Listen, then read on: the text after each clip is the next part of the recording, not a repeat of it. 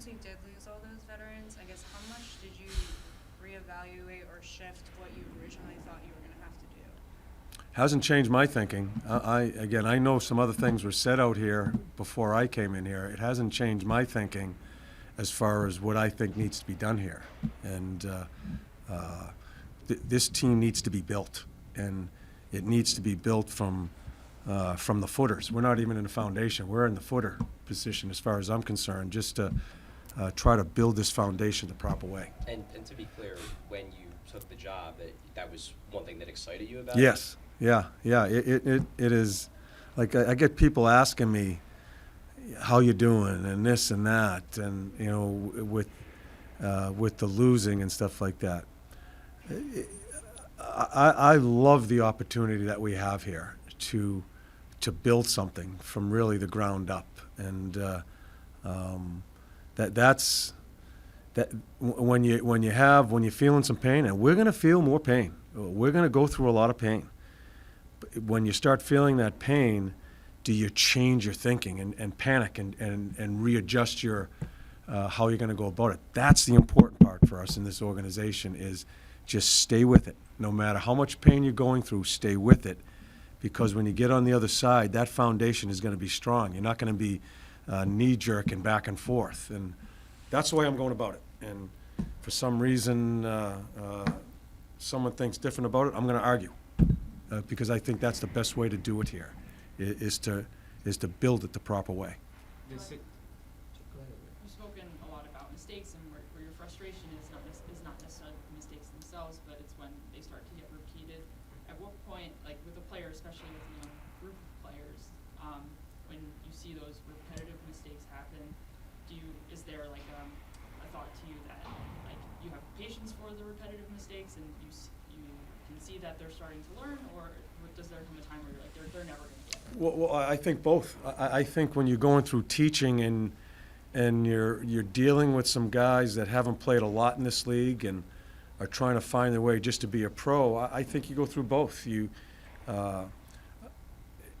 Especially with today's athlete, I think you have to have a little bit more patience.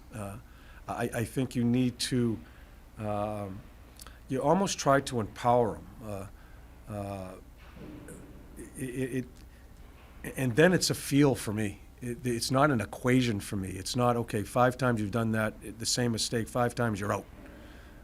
To me, it's a feel as far as what the athlete is.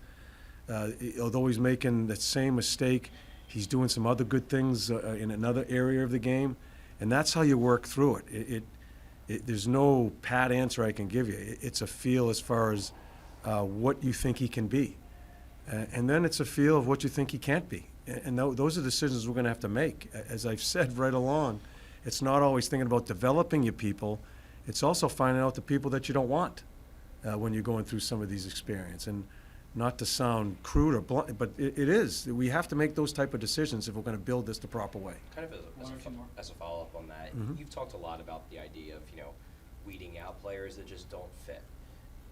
If a player who you determine doesn't fit is on a contract that maybe is not able to be moved, how do you and I guess Chuck go about dealing with that? Yeah, and it's a great question, Charlie, because a coach can say, I don't like this guy, that guy, but you just don't get them out. You just can't get rid of them. It just doesn't happen that way. It's not like football where you can cut them on a Monday and they're gone.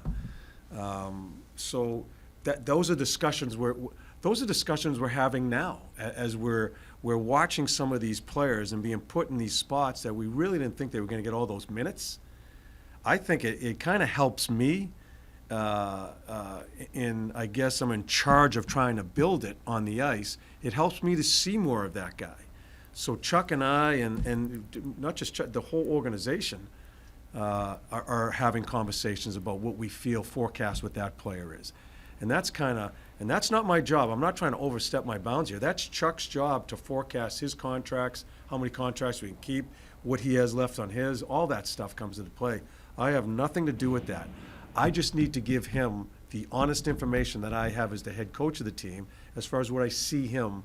Is he part of this, or do we want him part of it, or we just, he's not a flyer. I just don't see him as a flyer. And then you kind of work through it, So I hope I answered it correctly. It's not, I don't like him, he's out of here. It just doesn't happen that way.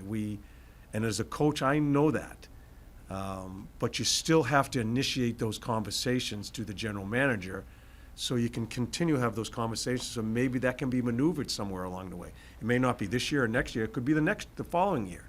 And I do think that's where we're at. This isn't a 1 year type of thing. We got some work to do, and it's going to take some time. No matter what people want to hear out here, it's going to take some time to get this right. If we want to get it right, it's going to take some time. So I guess when you do use like the analogy of foundations and footers, you're talking about building, and they've been very shy about the word rebuild. So I guess how do you see that being the same or different? I'm not a big language guy. I like building.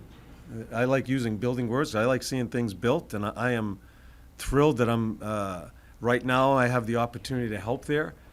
As far as language, you can call whatever the hell you want. I know how this coaching staff is going to go about it, and whatever word you want to use, you can use. But I feel very strongly that you just get stuck in the mud if you continue to put Band-Aids on and gimmicks to get people in the building and whatever it is you're trying to get. You get people in the building and you get it right by winning. And the only way you can win is building it the proper way. And that's how we're going to go about it.